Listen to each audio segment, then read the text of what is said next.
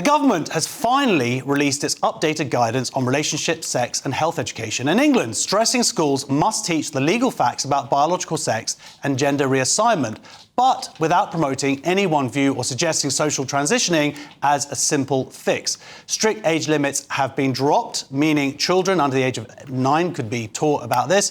While school leaders welcome the guidelines, some campaigners warn that the guidance weakens protections around teaching sex education and gender identity. So, do you agree with Labour's new guidelines on sex education for under 9s? Joining me now to debate this is personal trainer athlete Glenique Frank and author and women's rights advocate Julia Long. Welcome to the show, both of you. Julia, what do you make of this guidance?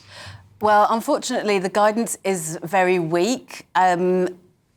It really, it's got a very important job to do because basically, if you think about the context of this guidance, at least one generation, if not more, have been lied to over a number of years now, over 10, 15 years. Children have been taught that they might be born in their own bodies, that they might have this sort of spurious notion of a gender identity. And there have been activist groups coming into schools teaching them all kinds of totally unscientific and untrue ideas as if these things are facts. So we've done a lot of damage to our children and young people. And what this guidance should be doing is making it very, very clear and unequivocal that the children should be taught the facts about biological sex, and they should not be taught all these other spurious notions, which actually has brought in a whole raft of different forms of abuses, from breast binding, puberty blockers, terrible surgeries, things like that, to men in women's spaces and boys in girls' spaces. So that's what the guidance should be doing, but it totally kind of pulls its punches on that, and it says, oh, no, there shouldn't be one side taught, but one side is factual and true, and the other side is false. Well, Glenique... Hi. Sorry that I'm not in the studio, but I couldn't make it. Glenique, can you explain to us, why do you... I'm assuming that you think children should be taught about gender ideology. Well, this is a very important subject because this is the modern day right now. And I was brought up in South Africa in the 70s, and I knew I was in the wrong body from then. And also, there's a lot of people out there that need to understand, when they become adults, that there are different people in this world. And also the LGBT community, there's also people that are hiding for instance, that they're gay. And now they have to lie just to say that they're not gay.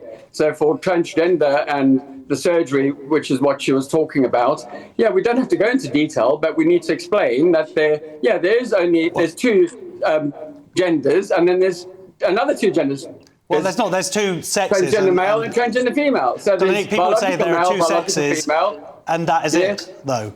Sorry? People would say there are two sexes and that's it. Gender is a construct. So why do they need to be taught about that? If you want to be called a sexual preference, because there's lots of different sexual preferences, I can go through a list.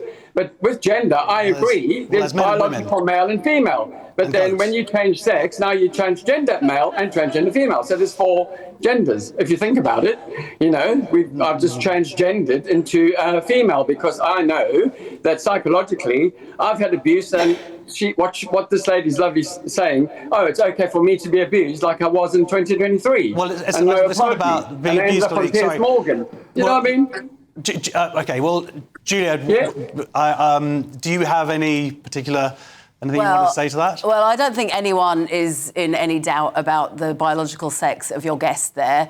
And I think that it's everybody knows that anyone with any kind of basic understanding of the fact that we are human beings, we are mammals, it's patently obvious that it's impossible to change sex.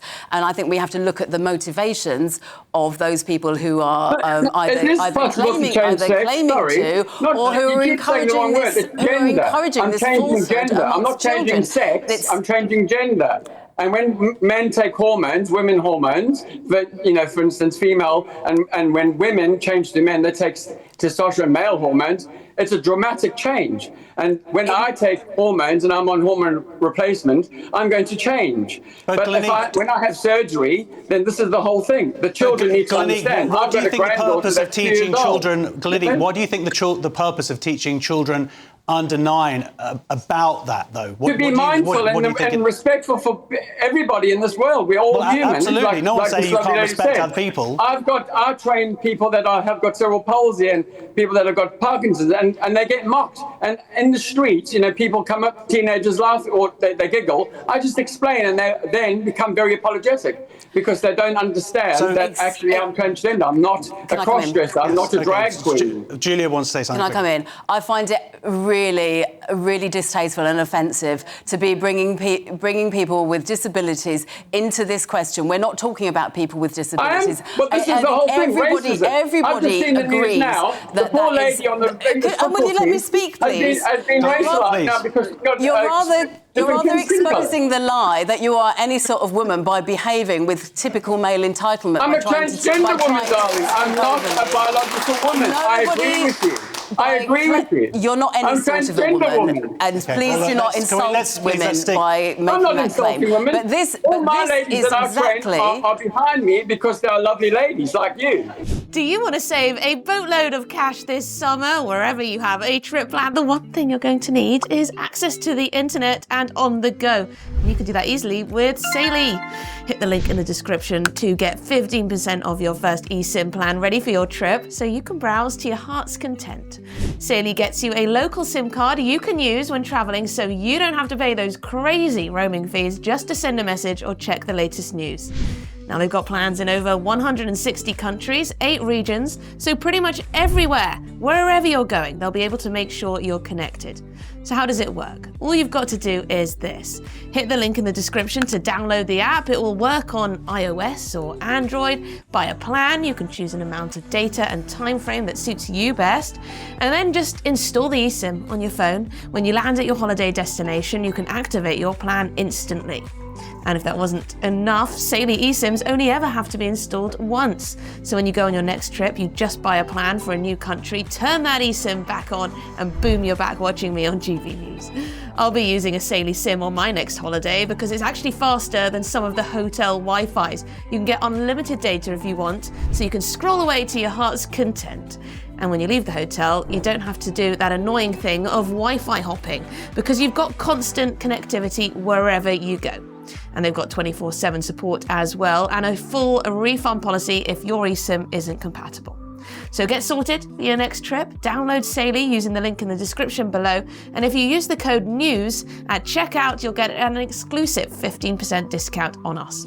So click the link, download Saily, and use the code NEWS at checkout. I agree with you. This okay, is exactly the kinds of harmful and things let me tell you now that I am transgender woman. Will you let me speak, please? Glenique, can we please let Julia make her? Well, in a way, you are doing my job for me because you're really shouting "man" in capital letters right above my head. I'm so sorry. So it's exactly this type of harmful practice that has the Trojan horse of all of these activist groups that have come into schools. Unfortunately, those Trojan horses, I agree with you. Names, I agree with you. I don't want you to get into school and do that. I just want to get back to point. I don't want that. I want to be nice about it. I want to speak about the activist groups. We'll get back to that in a second. Sorry. Glenique, I just want you to answer that question, please. Do you think that there are any harms, do you recognise that there are any harms to teaching particularly young children about gender ideology, especially as it's been proven to be a social contagion? Do you see that people's concerns down that route? I don't see there's any harm because children are like sponges and they want to learn. And when you explain to children from any age, from 6 till 18, do you know what? They understand. And let me tell you now that when you say there's scientific evidence or proof, obviously there's not. This is biological male and biological female. Now I'm just crossing from biological male to transgender female. I'm still obviously born a male. Okay, so I'm just changing my gender because I know that I feel that I'm in the wrong body, and I apologise for that. No, there's nothing to apologise for. Glenique, thank you so much for joining us. We're going to have a little chat with Julia, but I really appreciate you joining us. Thank you. Thank you. Julia, let's get back to the debate. Is there harm in teaching a child that, in Glenique's case, he has changed gender, he now identifies as a woman? Do you think that teaching a child, that's going to have any negative ramifications for them? Of course it will. Of course it will. You know, if we think about, let's just look over the last 10, 15 years, how this issue has progressed. It's gone from a very small number of, you know, like at the Tavistock Gender Identity Service, there were, I think, Increased, around, I think, about 50 around diagnoses. 2010, there was around 50 patients or, you know, children under that service, and then within a decade, it was something like 5,000. Which is evidence of a social contagion. Of course it is. Of course it is. Just as we've seen other social contagions around self-harm or eating disorders, and these things that that our friend there was so much advocating for are really harmful, false notions. You cannot change sex, and of course, children are imaginative and, you know, fascinating young people who are fascinated with the world around them. And schools are in a situation of responsibility and safeguarding to those children. And it's an absolute responsibility not to be teaching them falsehoods. Well, this is it, because the previous legislation from the last government made it very clear that there was to be no teaching of this ideology, I guess recognising the potential dangers of it. Yeah. People are saying that they've now basically, this government has watered that down. They're saying that they have to teach that it's to argue both sides of the case, but they are still making the case that people can be born in the Well, they've done several things with this new guidance. One of the things is that they've removed the age limits, because the previous guidance had specific age limits for what could be taught at what age. And then now I think the kind of basic guidance still stands for that, but it's not mandatory. So schools are allowed some kind of flexibility as to what they teach at which age. But as I was starting to say before, I think unfortunately a lot of schools have proved that they're not very trustworthy in knowing what is age appropriate, because they've brought, from 2020 when SRHE became mandatory for schools to teach. I think a lot of schools were quite scared of it, so they brought activist groups in to basically devolve that responsibility to them.